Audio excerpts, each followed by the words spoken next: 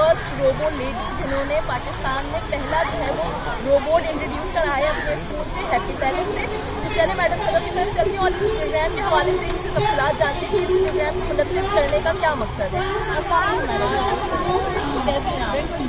Programme के हवाले से आज का प्रोग्राम जो है वो बड़ा ही डिफरेंट किस्म के स्पोर्ट्स है। इससे पहले किसी स्कूल ने ऐसे स्पोर्ट्स नहीं करवाए और ये एक इनिशिएटिव था we care social welfare society का, और उन्होंने जब मुझसे डिस्कस किया तो हमने इसको फ़ौरन ओके किया कि इतने अच्छे स्पोर्ट्स यानी इंटर जनरेशनल स्पोर्ट्स इवेंट इससे पहले नहीं हुआ जिसके अंदर 3 जनरेशन खेलने वाली हैं।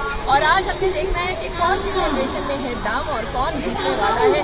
हमारे साथ जो है अबव 60 भी हैं, अबव 30 भी हैं और अबव 10 ईयर्स के स्टूडेंट्स भी हैं, तो बिलो एंड अबव दोनों हैं।